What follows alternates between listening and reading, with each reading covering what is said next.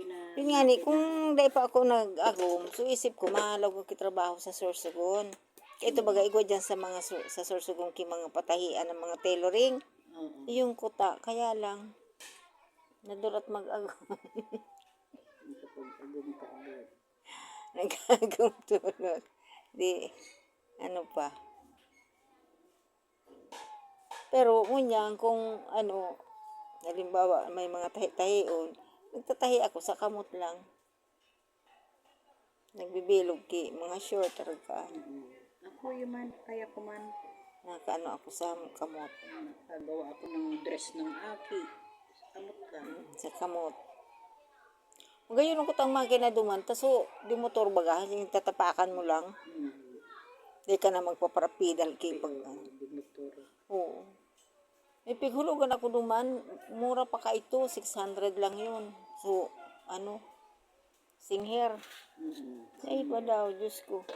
Maagom ako dahil na. Di man makabakal ki, makina. Na, may mga aki na, ano pa.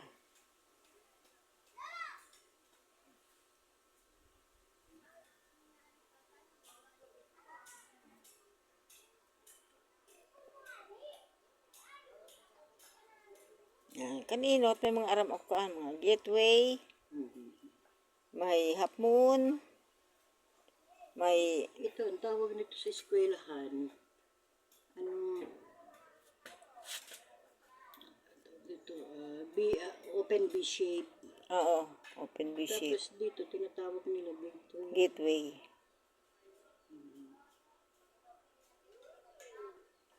Elephant. Ang half moon, diyan lang sa dulo. May half moon with tip. Kalahati lang, tapos may ano siya, tuldok-tuldok. Half moon with tip.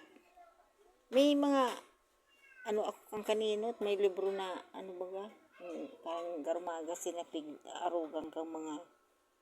So may tuldok-tuldok, anong tuldok-tuldok yun? Basta, half up siya, paarugaan. Tapos digdi may tudlok siya. Ay, ano ito? Ball design. Ito. Ball design. Anapod kayo ito naman, half moon with tip. Ang half moon with tip, ganito. Ganito ang half moon with tip. May ano siya, Moon, half moon. yan,